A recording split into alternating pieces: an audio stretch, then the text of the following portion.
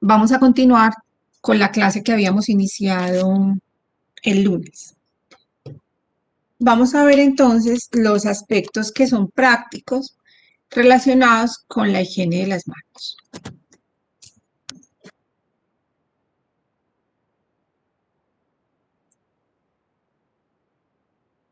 Bueno, en primer lugar, habíamos hablado en la clase de precauciones estándar que cuando nosotros hablamos de lavado de manos, es simplemente pues frotar las manos con agua y jabón. Pero aquí vamos a enfatizar en algunos puntos que son muy importantes. En primer lugar, esta palabra. O sea, es la frotación vigorosa. Entonces no es simplemente que nos lavemos las manos así suavecito, sino que nos tenemos que frotar de una forma vigorosa.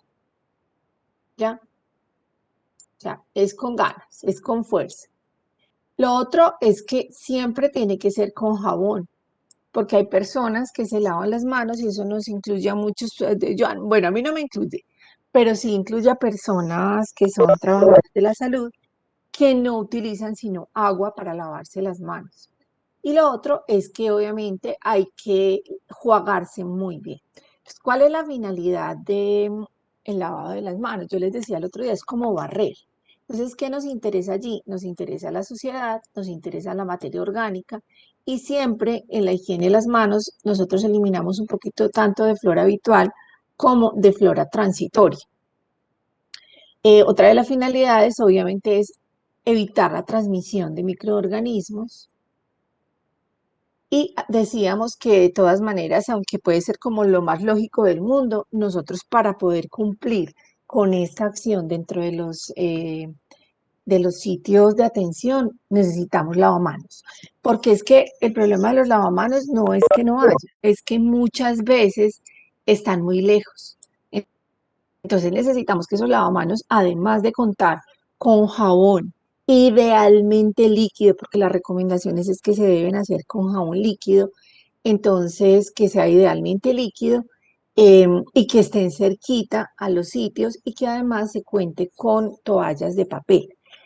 Hay una cosa que yo quiero saber, cuando ustedes, por ejemplo, van a sitios que son públicos y se lavan las manos, ¿ustedes con qué se secan las manos?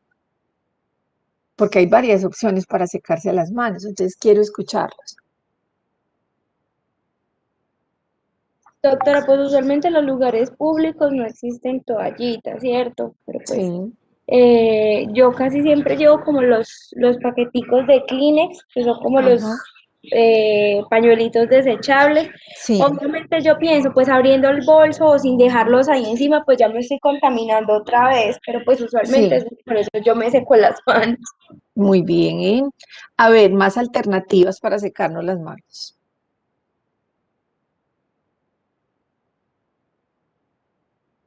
Con lo que tú Pues si no decías, hay por nada más, uno se lo seca como en el pantalón o así. eso, ¿qué más? Yo los quiero escuchar porque esto es muy importante. ¿Cómo más se secan? Normalmente, ¿Cómo? normalmente pues hay secadores en los baños, pero pues se supone que hay más contaminación ahí que en cualquier otro lado. Listo, entonces ya llevamos los pañuelitos desechables, la ropa y los secadores. ¿Qué más? ¿Qué otra forma hay para secarse las manos? Y en la casa, ¿con qué nos secamos las manos en la casa?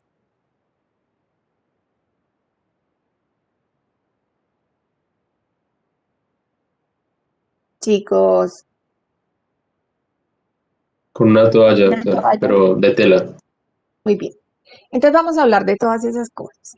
Si uno prefiere secarse las manos con algo y tiene, por ejemplo, a la mano pañuelos desechables, entonces la idea es que uno los aliste, ¿no? Porque obviamente el empaque uno lo va a contaminar con todas las cosas que tiene en el bolso. Entonces que uno los tenga listos para cuando se lave las manos, entonces poderse secar. Eh, pero les voy a decir cuál es la forma ideal de ustedes secarse las manos cuando no hay con qué, al aire. Simplemente ustedes, a ver, yo prendo mi video, ¿dónde estoy? Acá. Simplemente el hecho de que nosotros nos lavemos las manos y hagamos esto, eso es secarnos al aire. Esa es una muy, muy buena alternativa cuando no tenemos con qué secarnos las manos. Eh, Porque, como decía Kevin, esos secadores de aire caliente son lo peor, porque ellos usualmente tienen mucha contaminación con diferentes microorganismos y cuando uno los pone a botar aire, ellos están botando los microorganismos sobre nosotros. Así que esa no es una alternativa. Y lo de secarnos en la ropa, yo sé que es una cosa muy común, pero tampoco nos debemos secar en la ropa. Entonces, acuérdense, si no tienen con qué, séquense al aire. Ahora, yo por eso les preguntaba, ¿y en la casa con qué nos secamos? Entonces, listo, nos secamos con toalla. La pregunta es, ¿esa toalla con que se secan las manos, cada cuánto se cambia? Porque las toallas se contaminan muy fácil cuando nos lavamos mal las manos. Entonces terminamos ensuciando la toalla, contaminando la toalla y pueden ir otras personas y contaminarse con lo que nosotros dejamos en la toalla o nosotros contaminarnos con lo que los demás dejaron en la toalla. Entonces las toallas de manos se deben cambiar todos los días. Y si ustedes no están seguros de que la toalla esté suficientemente limpia, séquense en el aire. Eso es como lo mejor cuando uno está en una casa que no es la de uno, en fin, de lo mejor es secarse al aire cuando no tengan con qué. Y porque pues obviamente lo que nos dicen las recomendaciones es que nos sequemos con toallitas de papel, pero pues eso ni lo tenemos disponible en la casa y no en todos los sitios públicos. Afortunadamente ya cada vez más en las instituciones de salud, sí. Yo les cuento esto porque es muy importante. Imagínense que nosotros una vez hicimos un estudio sobre higiene de las manos en el hospital y cuando eso no siempre había disponibilidad de toallitas de papel, y resulta que nosotros tomábamos unos cultivos de las manos antes de lavarse las manos, después de lavarse las manos y después de secarse las manos. Y nos encontramos con la sorpresa de que no esperábamos eso, de que después de secarse las manos aparecían gérmenes que no estaban ni antes ni después de lavarse las manos en esas personas. Eso significa que esas toallas estaban contaminadas. Y ellos muchas veces lo que hacían cuando pues no tenían toalla en el baño era que destapaban equipos que vienen estériles, cogían campos que son estériles, entonces con eso limpiaban, pero el problema es que cuando se lavan mal las manos, así como vimos en estos días en esos gráficos, si se lavan las manos, entonces quedan microorganismos y no los quitamos con la toalla. Entonces, esto es importante. Lo otro, pues obviamente preferimos que haya grifos que sean de palanca o de pedal, sino que pues no siempre eso ocurre. La otra posibilidad es que los grifos sean automáticos, que se prendan en el momento en que ustedes colocan las manos, pues para tener menos contacto. Idealmente yo les decía que se debe lavar es con jabón líquido y las jabones que son antisépticos, o sea, jabones líquidos que son antisépticos, solamente están indicados, por ejemplo, en el quirófano, cuando se van a hacer técnicas que son de alto riesgo para el paciente, pero de resto simplemente con jabón líquido. Bueno, ya habíamos hablado de las toallitas. Ahora, con respecto a cuáles son las indicaciones para lavarse con agua y jabón, porque a excepción de estas indicaciones, ustedes siempre podrán utilizar, entonces, al realizar higiene de las manos con soluciones alcohólicas, pero hay que tener en cuenta las excepciones de las que vamos a hablar aquí. En primer lugar, cuando están visiblemente sucias. Entonces, si nosotros tenemos las manos sucias, o porque no las veamos sucias, o porque sabemos que hemos tocado algo que está contaminado, entonces hay que lavarse con agua y jabón. Cuando están manchadas con cualquier tipo de secreción corporal o con sangre, o yo les decía la semana pasada, cuando tenemos sospecha de que nos hayamos contaminado con gérmenes con capacidad de esporular. Y por último, después de ir al baño. Entonces, fíjense que después de ir al baño, no nos están diciendo que podemos utilizar soluciones con alcohol. Nos están diciendo, después de ir al baño necesitamos lavarnos las manos con agua y jabón. Bueno, con respecto entonces a la técnica, simplemente humedecer las manos, aplicar jabón líquido, distribuir el jabón frotando durante al menos 15 segundos. Entonces, yo les decía, acuérdense que la frotación es vigorosa. Entonces, una frotación vigorosa y no es de un segundo. Hay que frotarse muy bien el jabón. Lavarse, entonces, jugarse, perdón, con agua, secarse con toallas de papel. Y si hay necesidad de cerrar el grifo porque no es una palanca, porque no se activa automáticamente, entonces se debe utilizar la toalla de papel para, obviamente esto es antiecológico total porque estamos botando agua, pero la idea es que si nosotros estamos en atención de salud, entonces lo que tenemos que hacer es utilizar esa toalla de papel para cerrar el grifo. Bueno, esta es la técnica. Recuérdense lo que yo les dije, que como no tengo manera de estar en el salón haciendo la práctica con ustedes, entonces ustedes me van a hacer un videíto. Ese video incluye que se laven las manos con agua y jabón, por un lado. Por otro lado, que utilicen la técnica para higiene de las manos con soluciones alcohólicas. Lo otro que me van a mostrar es cómo se colocan y cómo se quitan los guantes. Y la cuarta cosa que me van a mostrar es cómo se colocan y cómo se retiran la mascarilla. Eso es lo que ustedes, cada uno de ustedes, me debe hacer en un video. Y me colocan el nombre de cada uno. Para poder que yo los reciba, entonces ahí sí voy a habilitar una tarea en la plataforma para que ustedes lo suban. Como no se pueden subir videos a la plataforma porque son muy pesados, se coloca ese link de YouTube. Entonces ustedes lo hacen, pero pues cuando lo hagan, lo hacen con la dirección institucional. En YouTube Studio lo hacen con la dirección institucional para que eso no quede público y simplemente para que pues lo pueda ver solo quien tenga el enlace, que en ese caso soy yo, para que eso pues no les quede allá a subir. Entonces, esa es la tarea que ustedes tienen. ¿Para cuándo? La deben hacer antes de que tengamos el examen de infecciones asociadas a la atención. Bueno, con respecto entonces, bueno, esto ya lo acabo de leer. Importante recordar que no se deben llevar joyas. Ahora, vamos a hablar de algo importantísimo que se llaman los 5 momentos para la higiene de las manos. Entonces, estos 5 momentos se han hecho también como una forma de recorderis para los trabajadores sanitarios para que tengamos la claridad de en qué momentos durante la atención del paciente nosotros tenemos que tener presente que las manos tienen que estar limpias.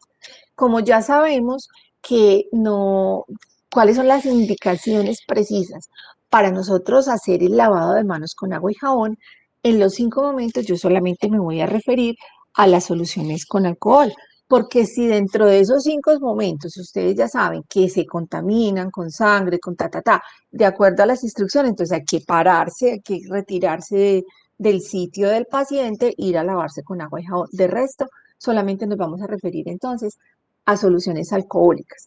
Estos 5 momentos entonces lo que hacen es que disminuyen ese riesgo de transmisión que existe cuando nosotros estamos realizando actividades asistenciales. Y estos 5 momentos nos los tenemos que aprender de memoria, de memoria. ¿Por qué? Entonces, son lo que nos va a permitir disminuir las infecciones. Ahora, ¿qué hago yo si yo no tengo todo el tiempo una disponibilidad? Pues por eso hablábamos que los estudios dicen que lo ideal es que exista una disponibilidad de las soluciones con alcohol al lado de la cama del paciente, pero sabemos que esto no es cierto. Entonces, ¿ustedes qué es lo que van a hacer?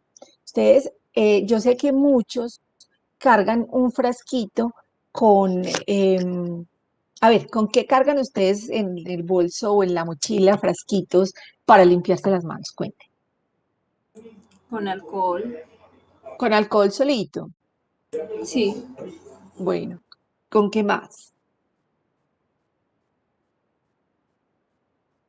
Con el antibacterial que tiene las pepitas azulitas. Con el antibacterial de las pepitas azulitas que compramos en el supermercado. ¿Cuál más? O con jabón, ¿cierto? O con jabón líquido. Entonces, lo ideal, ¿qué es?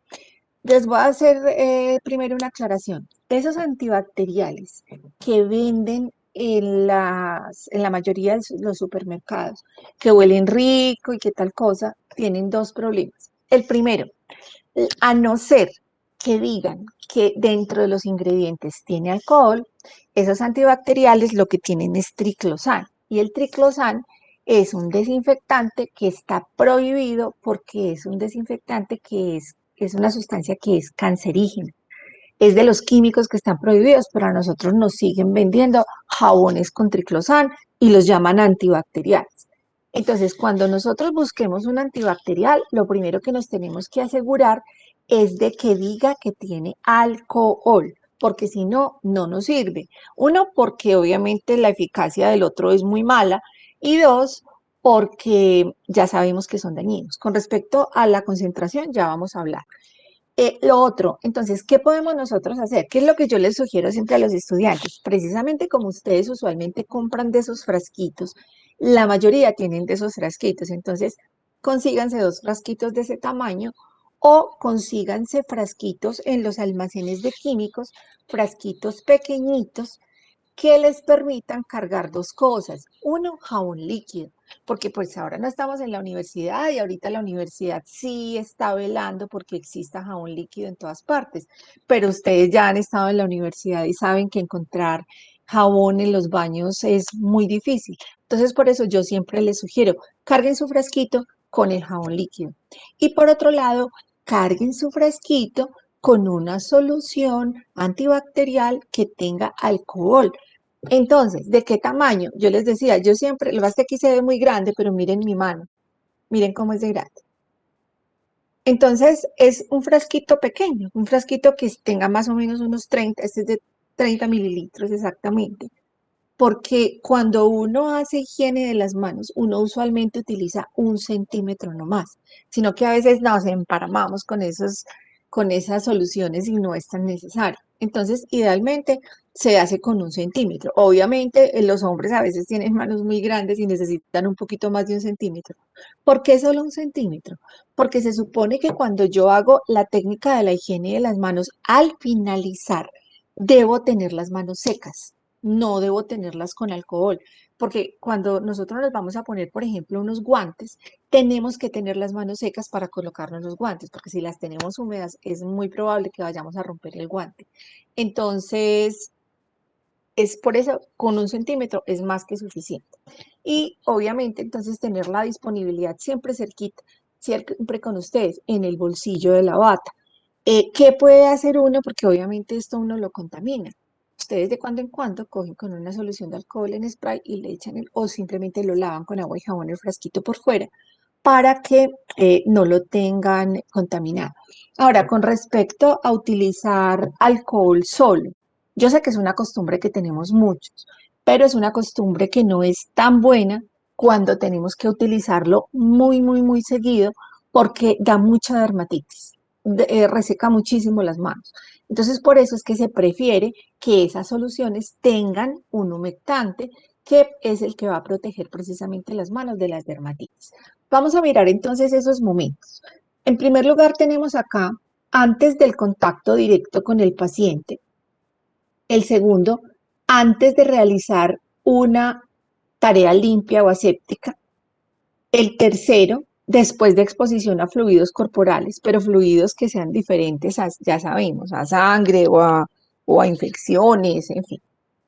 O después del contacto con el paciente y después del contacto con el entorno del paciente. Es decir, cuando nosotros, por ejemplo, tocamos cosas que están en el entorno del paciente, tocamos su mesita de noche, tocamos la historia clínica que estaba ahí, tocamos cosas que son de él, del entorno del paciente, ya no del paciente, también tenemos que hacer entonces higiene de las manos. Como ustedes se dan cuenta, hay dos momentos que son antes para que se los aprendan más fácil y tres momentos que son después. Así se los aprendes más fácil. Dos antes, tres después. Bueno, vamos a hablar de algo que ustedes se van a encontrar en la terminología de acá y es la zona del paciente y el área de asistencia, porque los momentos están aplicados a la zona del paciente. Entonces, ¿qué es la zona del paciente? Todo lo que está haciendo, primero que todo, obviamente la cama, el paciente, y todo lo que está siendo utilizado directamente para la atención del paciente. Entonces, ¿qué contiene? Contiene el paciente y su entorno inmediato. Con las, ay, yo no le quité de volumen a esto, con superficies, objetos que tenga el paciente, todo eso. Esto puede cambiar un poquito porque es que yo puedo tener una zona del paciente en un paciente hospitalizado o puedo tener una zona del paciente en un paciente que es ambulatorio o en un paciente que estoy atendiendo en su casa en una visita domiciliaria. Para esto, para todas estas condiciones y estas excepciones, es que precisamente yo les tengo en la guía unas preguntas para que ustedes lean de ciertos documentos que yo les decía, son muchos documentos, pero si ustedes se limitan como a las preguntas que yo les estoy poniendo allí, pues es mucho más fácil que hagan la lectura en esas partes específicas. Entonces allí nos dan esas excepciones, qué pasa aquí, qué pasa aquí, qué pasa aquí. Ah, bueno, lo otro es que, por ejemplo, si el paciente va al baño en cualquier momento porque va a ir al baño o porque se va a duchar o porque necesita ir al baño, pues entonces obviamente el entorno del paciente es ese sitio en ese momento. Y lo que está por fuera de la zona del paciente lo llamamos área de asistencia.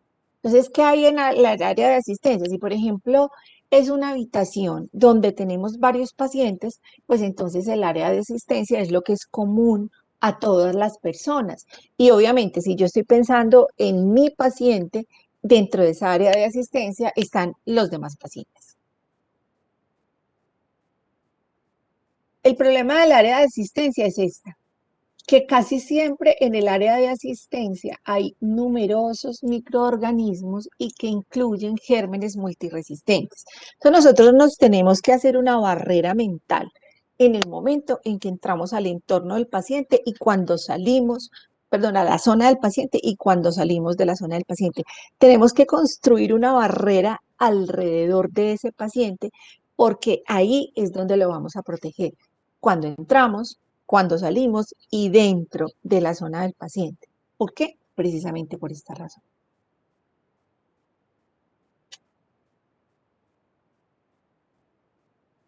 Bueno, esto es un repaso. Nosotros habíamos hablado en la cadena epidemiológica de las infecciones que los contactos que nosotros podemos tener son con efectos personales, con la piel intacta del paciente, con membranas mucosas, con piel no intacta, con los dispositivos que están siendo utilizados para la atención del paciente.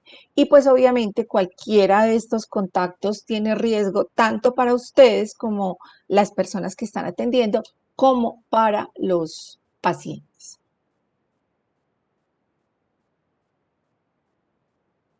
Bueno, esto ya se los dije también. Los dos momentos que se hacen antes de la atención del paciente. Entonces, es decir, antes del contacto directo y antes de realizar una tarea limpia o aséptica. Entonces, por ejemplo, ustedes van a revisar una herida quirúrgica.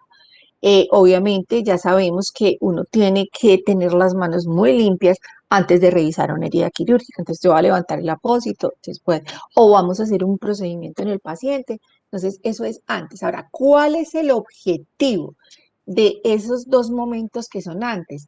Entonces es prevenir transmisión al paciente. Y los que son después, entonces después de que tenemos contacto con el entorno, después de que tenemos contacto con el paciente, después de que tenemos contacto con secreciones, etcétera, entonces es protegerlos a ustedes, es prevenir la transmisión hacia ustedes, o sea, aquí se están protegiendo ustedes, y proteger el área de asistencia, porque ya dijimos que el área de asistencia se caracteriza porque imagínense un poco de bichos por allá multiresistentes volando en el área de asistencia, por eso creemos esa barrera en la zona del paciente, que, como si fuera una burbuja en la cual vamos a proteger el paciente y se van a proteger ustedes. Les decía que es importante adaptar obviamente la atención cuando ya no estamos dentro del hospital, sino que ya estamos en el ámbito ambulatorio o estamos haciendo una visita domiciliaria. Entonces ustedes tienen que pensar, listo, ¿cuál es la zona del paciente? Donde está el paciente y todos los objetos que se están utilizando para él. Esa es la zona del paciente. Entonces ahí es donde ustedes crean esa burbuja en la cual van a aplicar esos 5 momentos. Siempre piensen como en esa burbuja y verán que no se les va a olvidar. Yo aquí me estoy protegiendo junto con mi paciente. Y entonces, ahí pues obviamente uno ya tendrá en cuenta, dependiendo del contexto en que esté atendiendo a los pacientes, todas las cosas que pueda haber. Porque, por ejemplo, en el ámbito ambulatorio yo puedo tener pacientes que están en diálisis. Entonces, obviamente, tengo que adaptar esa zona y pensar, listo, ¿cuál es entonces la zona del paciente en este paciente que está recibiendo diálisis y cuál es la zona de asistencia? ¿Por qué? Porque en una sala, para los que conozcan y para los que no conozcan, en las salas donde se hace diálisis, usualmente hay una cantidad de equipos donde el paciente va y se sienta o se acuesta, le hacen la diálisis y vuelve y se va. Entonces ahí es donde tenemos que adaptarnos y decir, listo, ¿cuál es la zona del paciente donde nos protegemos el paciente y yo? ¿Y cuál es la zona de asistencia que tengo que cuidarme mucho cuando esté allí? Y lo mismo pasa entonces en la asistencia domiciliaria. Lo que ustedes llevan para la atención domiciliaria, eso hace parte del área de asistencia. Entonces, eso hay que cuidarlo mucho. O sea que nosotros tenemos que limpiar también esos objetos cuando se está haciendo atención domiciliaria. Y acuérdense que tenemos que limpiar los fonitos y que tenemos que lavar los conitos de los equipos de órganos. Bueno, ahora, acá, yo esto se los voy a pasar. Aquí hay una dirección, hay muchos sitios donde ustedes pueden observar cómo es la técnica adecuada. Entonces, pues, bueno, primero se las voy a decir, yo sé que no estamos juntos, pero yo necesito que hagamos esta práctica juntos en este momento. Primero vamos a leer cuáles son los pasos, vamos a leer cada uno. La única diferencia que existe cuando nosotros nos hacemos higiene de las manos con soluciones con alcohol y cuando hacemos el lavado de las manos es que tenemos que llegar al lavamanos, abrir la llave y que al final tenemos que secarnos las manos y cerrar la llave. Esa es la única diferencia, pero la técnica es exactamente la misma. Entonces, primero, deposita en la palma de la mano una dosis del producto suficiente. Entonces, por eso yo les decía ahora, ¿cuánto es suficiente? Lo que se estima es que es alrededor de 1 centímetro para casi todas las personas, pero ya los señores que tienen ya manos muy grandes, entonces tendrán que utilizar un poquito más. ¿Cómo aprenden, por ejemplo, uno a utilizar la cantidad? Con la clave que yo les dije ahora. Mire, al terminar, las manos quedan secas. Entonces ustedes pueden empezar a ensayar. ¿Cuánto tengo que echarme yo para que durante todo el proceso yo esté sintiéndolo, pero que al final las manos ya no tengan producto regado por toda parte y que yo tenga que seguir haciendo eso? Bueno, entonces primero pues depositar el producto. Lo otro, se frotan las palmas de las manos entre sí. Váyanlo haciendo, que ahorita lo vamos a hacer 2 veces. Primero con la técnica lo van haciendo y después entonces lo hacemos juntos. Entonces primero hagamos de cuenta que nos echamos, ¿sí? Entonces yo me la voy a poner acá. Listo. Acá nos dicen, frótese las manos entre sí. Luego, ¿qué dice? Frote el dorso de una mano con la palma de la otra, entrelazando los dedos. El objetivo de este paso es limpiar los espacios interdigitales. Entonces tenemos que fijarnos muy bien que estemos limpiando entre los dedos. Y luego cruzamos la mano, o sea, primero una mano, después la otra mano. Y luego lo hacemos por delante, lo mismo, cruzando los dedos, cruzando los dedos. Que nos limpiemos bien todos los dedos, porque es que algunos, y se los digo porque muchas veces me pasa, que yo los veo haciendo esto. Entonces, si nosotros hacemos esto, solamente nos estamos limpiando acá y nos tenemos que limpiar todos los espacios interdigitales. Entonces, tenemos que subir y bajar. Lo mismo cuando estamos por detrás, tenemos que subir y bajar. Luego, ¿qué hacemos? Vamos a abrazar las manitos, vamos a abrazarlas. Este es un paso que No entiendo por qué cuando, por ejemplo, uno hace esta práctica en comunidad y con los pacientes les cuesta cogerse las manos. Entonces es como hacer un candadito, es como abrazarse los dedos. Entonces esto se hace una sola vez, ¿sí? Después de que yo ya hice dorso con dorso y palma con palma y espacios interdigitales, entonces vamos a hacer el candadito. Nos cogemos así. Miren cómo queda. Miren la foto y miren mis manos. Miren cómo queda. Y entonces hacemos este movimiento, ¿sí? No se cambia, porque ese es un error que me cometen algunos, que como en el otro uno cambia de mano para el dorso, entonces creen que aquí hay que hacer eso, eso no se hace. O sea, este paso se hace una sola vez. Esto tiene el objetivo de limpiar los dorsos de los dedos, porque pues ahorita nos limpiamos pues, fue los espacios interdigitales. Entonces hacemos esto. Después nos vamos a coger el pulgar. Entonces cogemos el pulgar y hacemos este movimiento. No tiene que mover las dos manos. El caso es que hacemos este movimiento para limpiar el pulgar y luego cambiamos con toda la mano, cogemos el pulgar y lo limpiamos. ¿Qué nos quedan? Nos quedan las puntas de los dedos. Nos quedan las puntas de los dedos. Hay una cosa importante, sobre todo para aquellas personas que les gusta tener las uñas largas. Cuando ustedes hagan esto, en este momento que lo están haciendo, ustedes deben sentir, en la palma deben sentir los pulpejos. Si ustedes no están sintiendo los pulpejos de los dedos, es que tienen las uñas muy largas. Y nosotras, sobre todo nosotras, tenemos que sacrificar eso cuando somos médicas, ¿sí? ¿Cuál es el largo que nosotras debemos tener? Entonces, ¿qué es lo que dicen las directrices de la Organización Mundial de la Salud? Hay dos maneras de tener las uñas, ¿cierto? La uña puede limarse cuadradita o puede limarse redondita. Cuando las uñas están limadas redondas, esta parte, la parte libre de la uña, ahí se me están viendo larguísimas, pues yo no las tengo largas, yo las tengo muy corticas, miren que no me ve. La parte libre de la uña no debe exceder los 5 milímetros. Pero cuando les gustan las uñas limadas cuadradas, las tienen que tener a la mitad. ¿Por qué? Porque ahora que ustedes están haciendo la práctica es que se deben dar cuenta. Por eso les digo, cuando ustedes hagan esto, se tienen que sentir la palma, tiene que sentir los pulpejos de los dedos. Porque si siente más las uñas que los dedos, es que las uñas están muy largas. Y si nosotros tenemos ese problema, las manos no nos van a quedar limpias. Bueno. ¿Cuánto se supone que debe durar este proceso? Entre 20 y 30 segundos. Recuerden que cuando nosotros hacemos el proceso con agua y jabón, el solo hecho de que nosotros nos enjabonemos muy bien las manos, que nosotros nos esparzamos ese jabón, que le saquemos espuma a ese jabón, el solo hecho de eso nos recomiendan que se debe por lo menos 15 segundos, entonces hay que hacerlo. O sea, claro que eso no significa que yo todos los 15 segundos esté 15, 1, 2, 3, 4, 5, no. El proceso mientras yo me enjabono las manos debe durar como mínimo 15 segundos, porque el resto del proceso es que yo abra la llave, que me eche el jabón, que me seque, que me cierre, que ya ese proceso dura aproximadamente entre 40 segundos y 1 minuto porque debe hacerse vigoroso y despacio.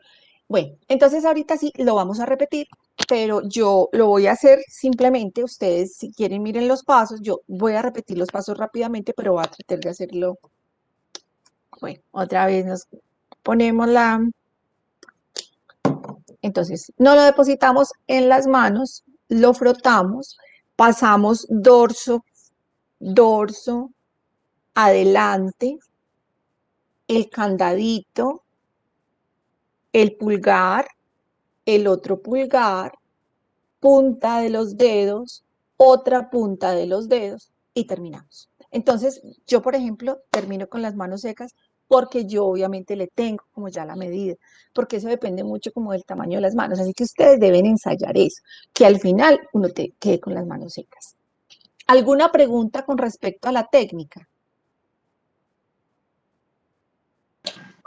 Doctora, es que yo he visto que en algunas ocasiones el paso número 6 se indica para todos los deditos.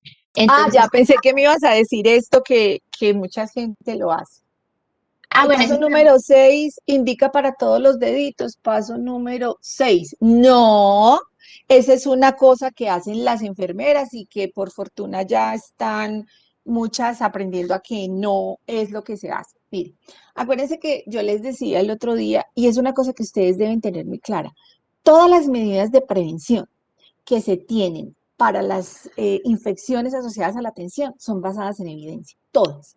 ¿Eso qué significa? Que solamente para el hecho de obtener cuál es la técnica adecuada para limpiarse las manos o para hacerse higiene de las manos, sea con agua y jabón o con otra solución, solamente para eso se necesitaron estudios.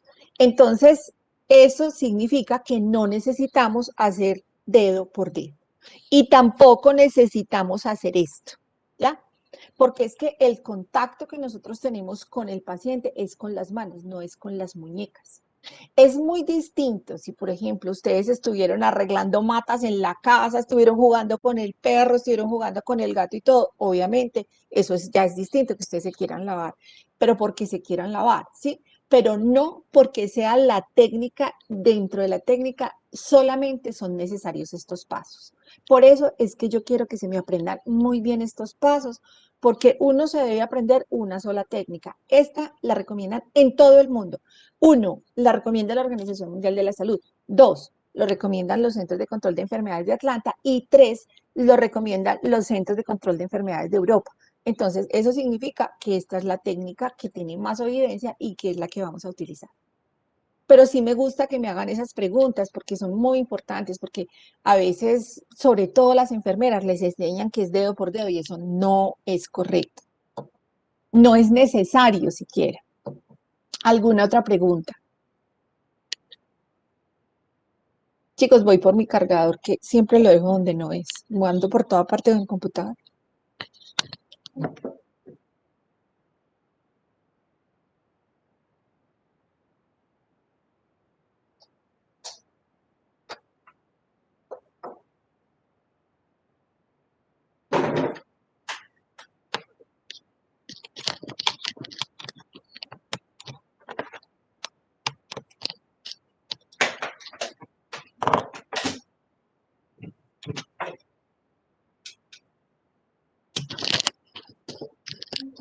Listo.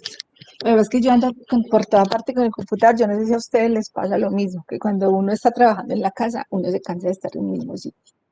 Bueno. Ahora, con respecto al uso de guantes. Entonces, lo primero y lo más importante es que nosotros nunca le hacemos caso a este primer concepto que nos dicen acá. No sustituye la limpieza de las manos por fricción. Fricción es cuando utilizamos soluciones con alcohol. Lavado es con agua y jabón. No sustituye la limpieza. Eso no significa que cuando nosotros vayamos a utilizar guantes, ¿qué tenemos que hacer primero? Higiene de las manos. Siempre. Entonces la gente piensa que no, pues es que yo estoy haciendo aquí cualquier cosa, me pongo unos guantes y ya no. Hay que hacerse higiene de las manos primero. Así como cuando se ponen y se quitan la mascarilla, hay que hacer higiene de las manos. Bueno, esto son unas cosas muy generales, así que no las voy a leer porque vamos a mirar es la pirámide. Pero esto sí es importante, que hay que quitárselos después de atender el paciente. Eso yo sé que sobra decírselos, pero hay que decirlo, porque nosotros no tenemos esa costumbre. Pero, por ejemplo, en los laboratorios clínicos, en odontología, yo creo que a ustedes les ha pasado. No usar el mismo par para atender a más de un paciente. Yo no creo que mi odontólogo, porque los odontólogos sí se los cambian, pero las personas que están haciendo las cosas auxiliares usualmente están con los mismos guantes todo el tiempo.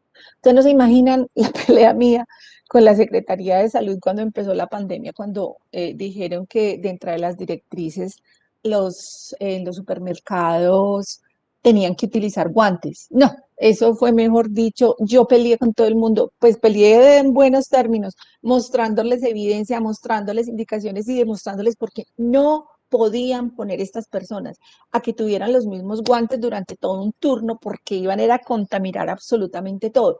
Porque, ¿qué pasa? Que uno de los problemas de los guantes es que da una falsa percepción de seguridad. Y es importante que nosotros tengamos en cuenta de que, miren, se detecta flora bacteriana que coloniza a los trabajadores sanitarios hasta en 30%. ¿Por qué? Porque hay dificultades muchas veces para cumplir bien la técnica de colocárselos y de retirárselos, entonces la gente termina contaminada las manos.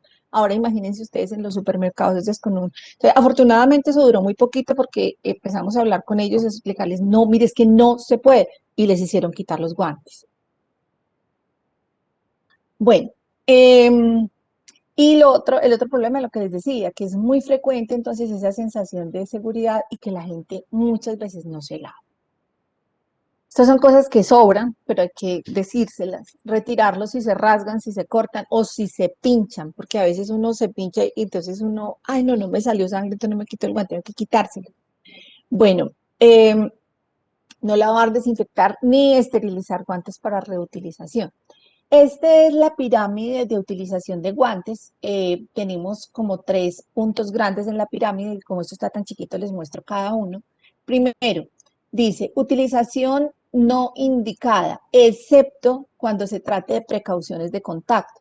Las precauciones de contacto no las hemos visto todavía, pero son simplemente unas medidas que se tienen cuando las enfermedades se pueden transmitir por contacto. Les voy a poner un solo ejemplo, un impétigo, una infección en la piel, es altamente transmisible. Entonces, cuando hay niños, que eso es más en los niños que en los adultos, cuando hay niños que están hospitalizados con impétigo, hay que utilizar precauciones de contacto, que incluyen guantes y bata. Entonces, por eso aquí nos dicen, no se utilizan, hay unas medidas en las que no se utiliza, excepto con precauciones de contacto. Ya vamos a ver unos ejemplos. La otra, cuando se utilizan guantes de exploración, es decir, no son guantes estériles, son guantes limpios en situaciones clínicas. Y cuando se tienen que utilizar guantes estériles. Entonces, no, se me fue. Cuando no se indica, a excepción entonces de las precauciones de contacto. Cuando no existe riesgo de exposición a sangre o a fluidos corporales o a un entorno contaminado. Yo no quiero leer todo esto porque a mí no me gusta como leer textualmente las cosas, así que solamente les voy a dar un ejemplo. Cuando se toman signos vitales, entonces nosotros no necesitamos, si no necesitamos seguir precauciones de contacto. ¿Por qué les insisto en esto? Porque, por ejemplo, en los pacientes COVID hay que seguir precauciones de contacto, porque simplemente porque es un virus que es altamente transmisible, es de una contagiosidad muy alta. Entonces también se puede transmitir no solamente por gotas, sino que también se puede transmitir por contacto. Entonces, en general, cuando hay que mover a un paciente, cuando hay que hacerle limpieza, por ejemplo, de los ojos, de los oídos, pero porque no hay cirugías ni nada, o sea, simplemente les están, esto ya para enfermería, cuando hay manipulaciones de los catéteres, pero catéteres no centrales, sino catéteres periféricos, o exposiciones indirectas al paciente, entonces, ni para manejar la historia clínica, ni para usar el teléfono, ni para colocar medicamentos. Bueno, ahora, en situaciones clínicas, ¿cuándo se utilizan guantes de los que no son estériles? Cuando hay posibilidades. Entonces, en el anterior decía cuando no hay posibilidad. Aquí sí, cuando hay posibilidades de tocar sangre, fluidos corporales, secreciones, excreciones u objetos visiblemente manchados de fluidos corporales. Entonces, también tenemos situaciones en las cuales que ustedes deben revisar para que me den ejemplos cuando hay exposición directa al paciente o cuando hay exposición indirecta al paciente. Aquí hay muchas cosas que realmente son de enfermería, por ejemplo, lavar el pato o lavar ¿cómo es que se llama? Siempre se me olvida. Donde los pacientes vomitan, siempre se me olvida.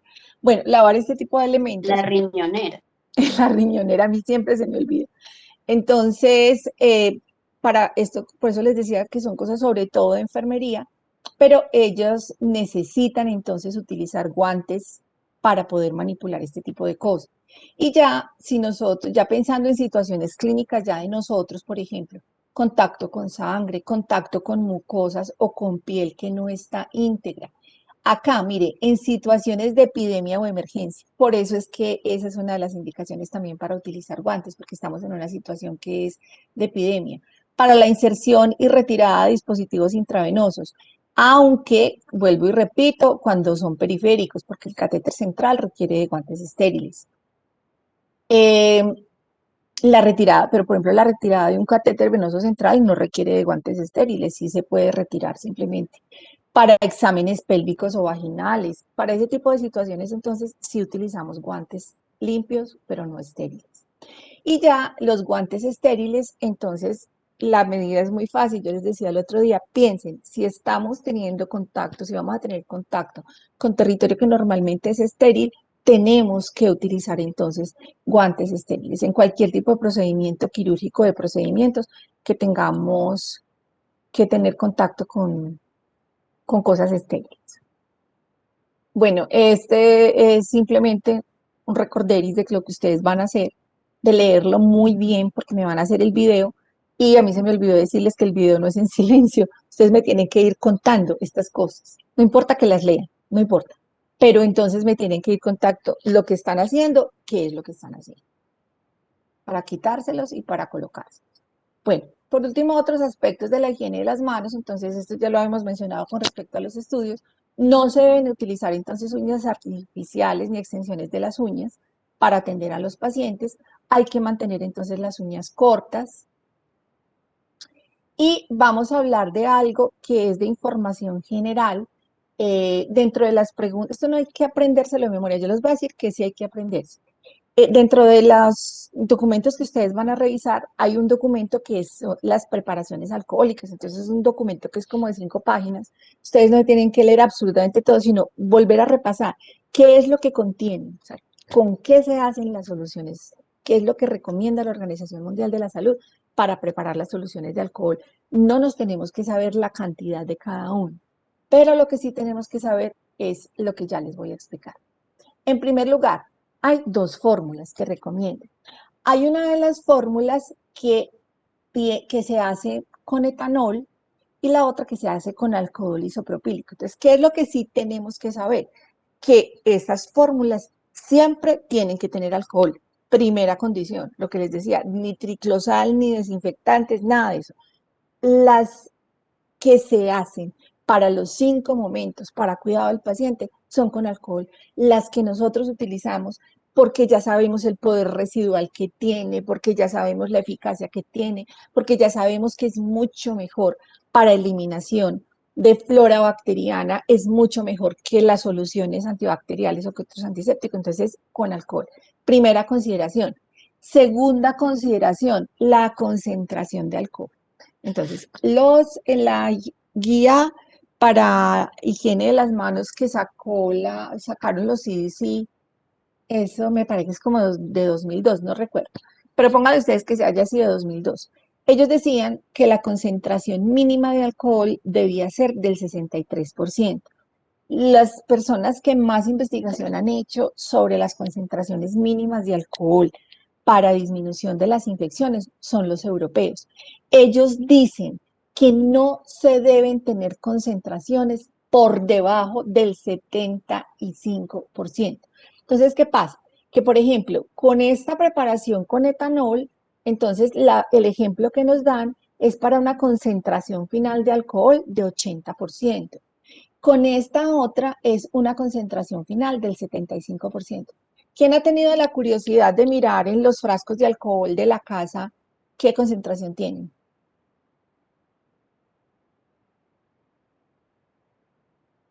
¿Alguien ha mirado? Voy a traer uno, espérense un Creo momento. que es el 70, doctora. Exacto, 70%, les iba a mostrar.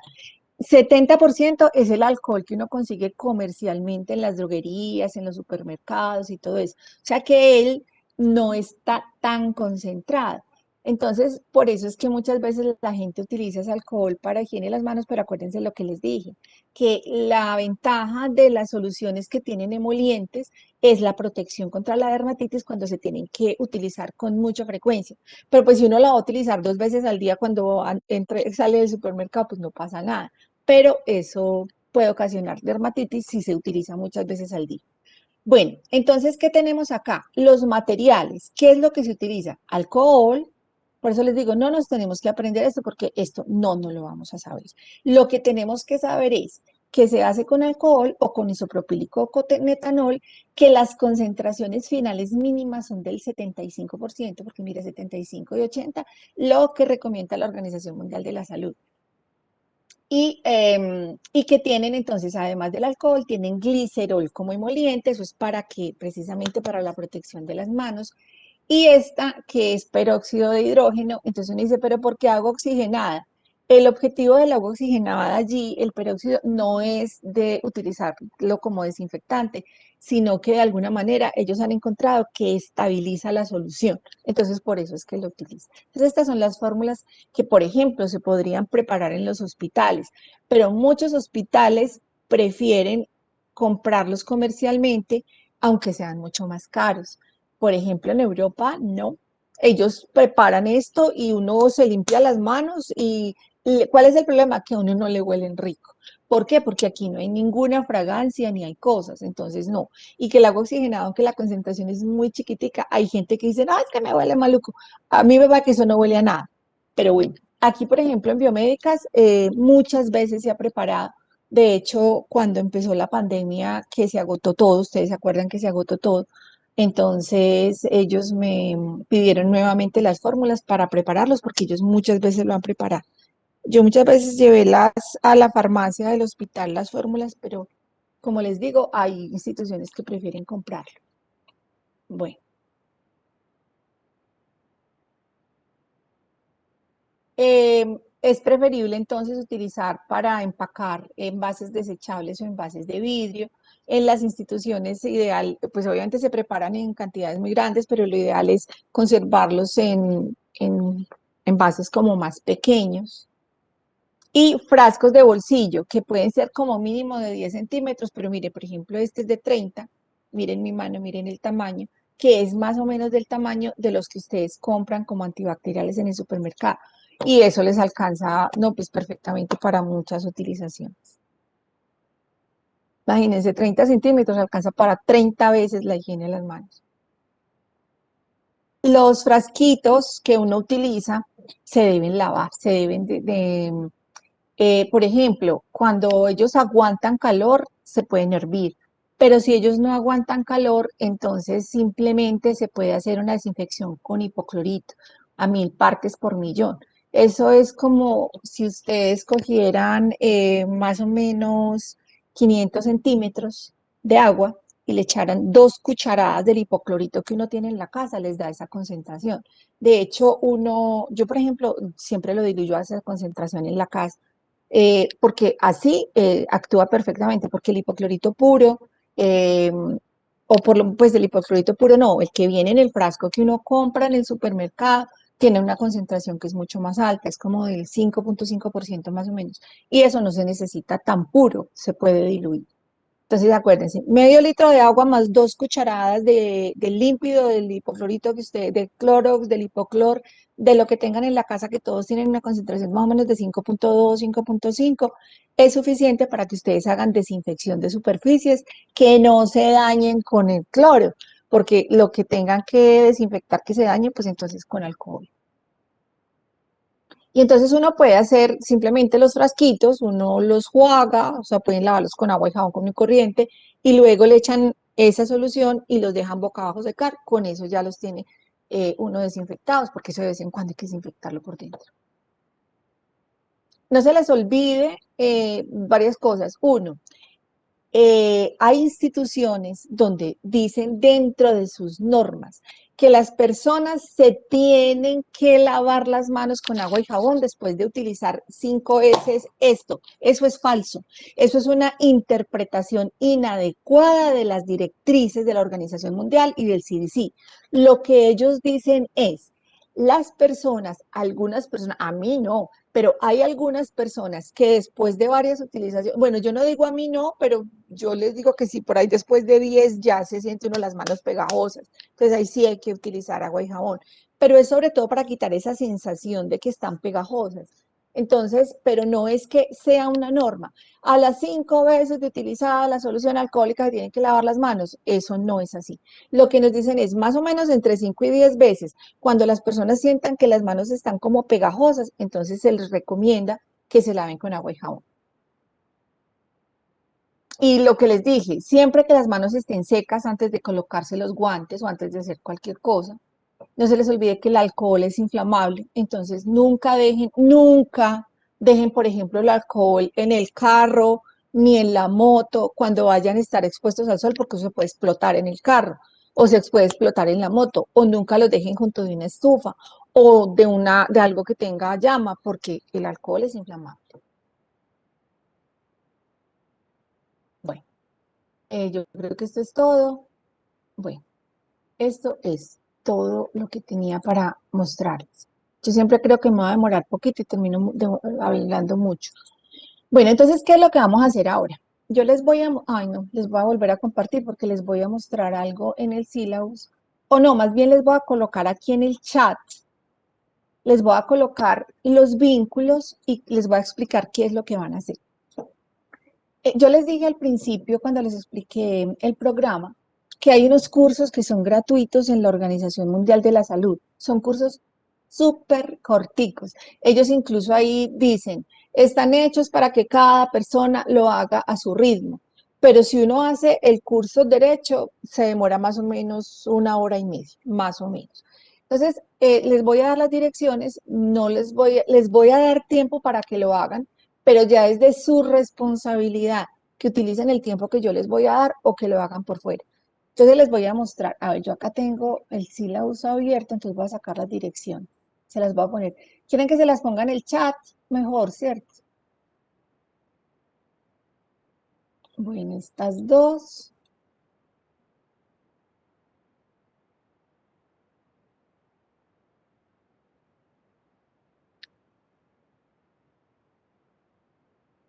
Y me falta la de higiene de las manos.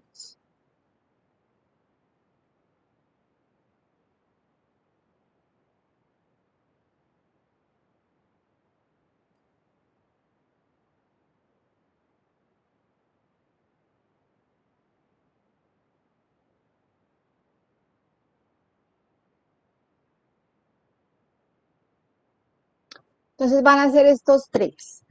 Este de cómo ponerse y quitarse el equipo de protección personal es muy cortico, ese no les dura 1 hora porque ese es un momentico nomás. Ese es muy cortico. Este está en español y el de la higiene de las manos está en todos los idiomas, pero yo ahí les puse la dirección del que está en español. El de la protección contra pinchazos y lesiones no está en español, pero hay dos cosas. Uno, es muy fácil. Y dos, si ustedes le ponen, no lo hagan en el celular, háganlo en el computador. Si ustedes le ponen al computador traducir a español, él se los traduce. Entonces ahí lo pueden hacer. De pronto este es el más largo, en este se pueden demorar por ahí 1 hora y media, en el de las inyecciones, en el de higiene de las manos, como ya vimos la clase, obviamente va a fluir mucho más rápido y se demoran aproximadamente 1 hora. Van a empezar entonces esos cursos y díganme si quieren o el de 2 a 4 el lunes o la del jueves. Díganme cuál de las dos quieren para que terminen los cursos.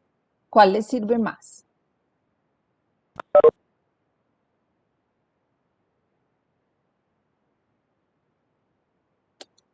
O Felipe, o tú me avisas.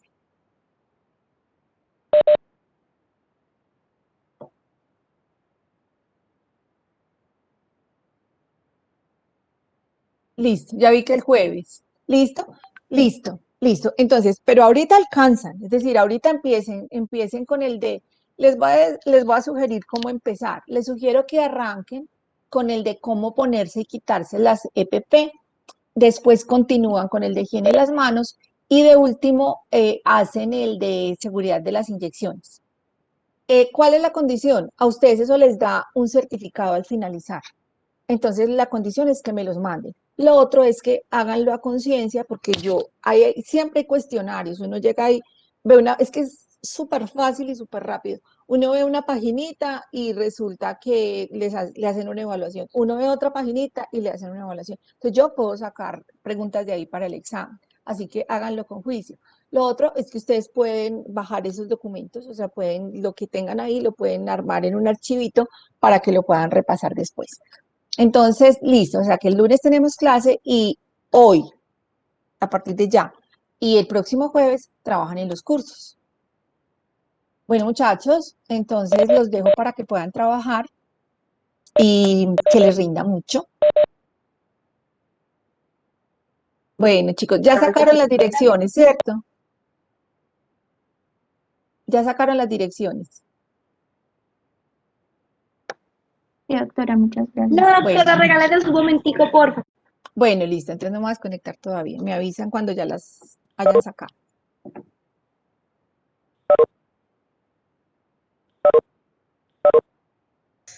Gracias, doctora. Buen día.